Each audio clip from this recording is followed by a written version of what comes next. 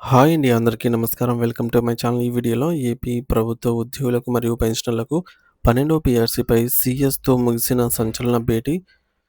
దీనికి సంబంధించిన పూర్తి వివరాలు వీడియోలో తెలుసుకుందాము. వీడియో అయితే ఎక్కడ కానీ స్కిప్ చేయకుండా ఎండ్ వరకు చూసేయండి. అప్పుడే ఇన్ఫర్మేషన్ పూర్తిగా అర్థమవుతుంది.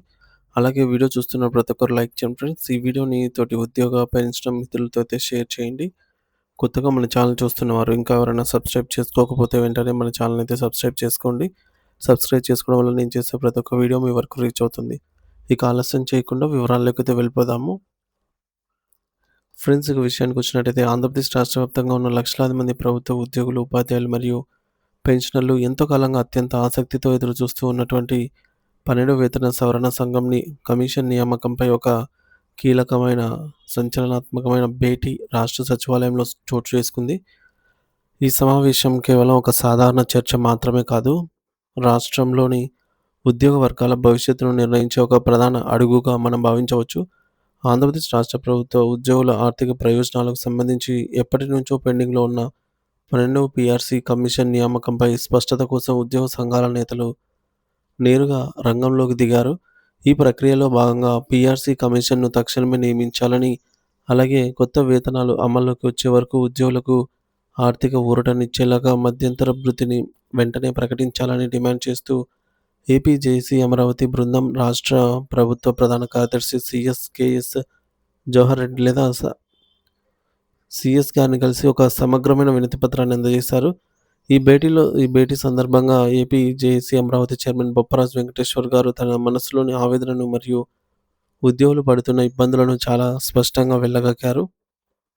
రాష్ట్రంలో కూటమి ప్రభుత్వం అధికారంలోకి వచ్చి దాదాపు 2 ఏళ్లు కావస్తున్నప్పటికీ అత్యంత కీలకమైన పీఆర్సీ కమిషన్ నియామకంలో ఎందుకు ఇంత జాప్యం జరుగుతోందో అర్థం కావటం లేదని ఆయన ప్రశ్నించారు.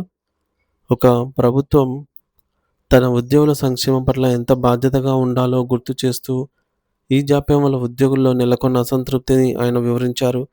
ప్రభుత్వం వెంటనే స్పందించి కేవలం కమిషన్ నియామకంతో ఆగకుండా చాలా కాలంగా పెండింగ్లో ఉన్న ఉద్యోగుల బకాయిలను తక్షణమే చెల్లించాలని, అలాగే ఐఆర్ ప్రకటించి వృద్ధాప్యంలో ఉన్న పెన్షనర్లను కూడా ఆదుకోవాలని అయితే ఆయన డిమాండ్ చేశారు. బుధవారం జరిగినటువంటి ఈ సమావేశంలో ప్రభుత్వ ప్రధాన కార్యదర్శి సాయి ప్రసాద్ గారిని కలిసినటువంటి ప్రతినిధి బృందం ఈ సమస్యల తీవ్రతను వారి కళ్ళకు కట్టినట్లుగా వివరించింది.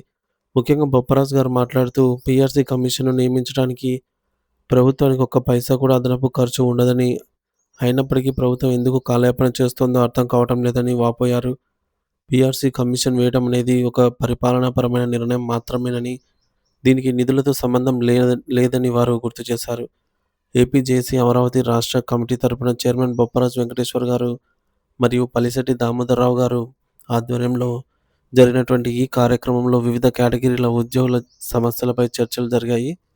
ముఖ్యంగా రిటైర్డ్ ఉద్యోగుల, కాంట్రాక్ట్ సిబ్బంది, అవుట్సోర్సింగ్ కార్మికులు మరియు కొత్తగా వచ్చిన గ్రామ వార్డు సచివాలయ ఉద్యోగులు ఎదుర్కొంటున్న విభిన్నమైన సమస్యలను వారు సీఎస్ దృష్టికి తీసుకెళ్లారు. ఇప్పటికే పదవీ విరమణ చేసిన ఉద్యోగుల పరిస్థితి అత్యంత దయనీయంగా ఉందని, ప్రభుత్వం నుంచి తమకు రావాల్సిన రిటైర్మెంట్ బెనిఫిట్స్ అందకుండానే చాలామంది వృద్ధులు మరణిస్తున్నారని వారు చాలా భావోద్వేగంతో తెలిపారు. తమ జీవితాంతం ప్రభుత్వ సేవకి అంకితమైన వారికి చివరి దశలో ఇలాంటి కష్టాలు రావడం అనేది బాధాకరమన్నారు. అందుకే రిటైర్డ్ ఉద్యోగులకు ఇచ్చే additional quantum of pension AQP విషయంలో గతంలో ఉన్నట్టుగా 10% మరియు 15% స్లాబ్లను తిరిగి పునరుద్ధరించి వారికి ఆర్థిక భరోసా కల్పించాలని కోరారు. కాంట్రాక్టు ఉద్యోగుల విషయానికి వస్తే వారిని రెగ్యులరైజ్ చేసే ప్రక్రియ వేగవంతం చేయాలని, అలాగే అవుట్సోర్సింగ్ పద్ధతిలో పనిచేస్తున్న వేలాది మంది ఉద్యోగులకు ప్రభుత్వం అమలు చేసే సంక్షేమ పథకాలు వర్తింపచేయాలి అని వారు గట్టిగా విన్నవించారు. అవుట్సోర్సింగ్ ఉద్యోగులకు సరైన భద్రత లేకపోవడం వల్ల వారి కుటుంబాలు ఆందోళనలో ఉన్నాయని వారు వివరించారు.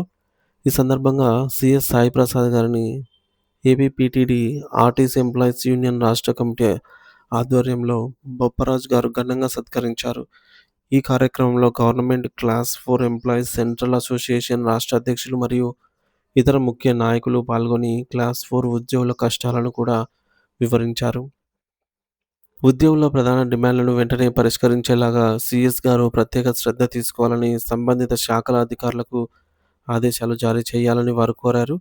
ముఖ్యంగా 12వ పీఆర్సీ కమిషన్ నియామకంపై ఫైలును వెంటనే ముందుకు కదిలించి ప్రభుత్వం ద్వారా ఐఆర్ ప్రకటించేలాగా చూడాలని వారు విజ్ఞప్తి చేశారు.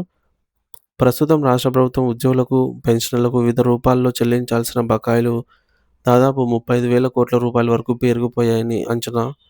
ఈ భారీ మొత్తాన్ని చెల్లించడానికి ప్రభుత్వం ఒక ప్రణాళికను సిద్ధం చేయాలని, ఉద్యోగుల ఓపికను పరీక్షించకుండా వారి హక్కులను కాపాడాలని ఉద్యోగ సంఘాలు ముక్తకంఠంతో డిమాండ్ చేస్తూ ఉన్నాయి.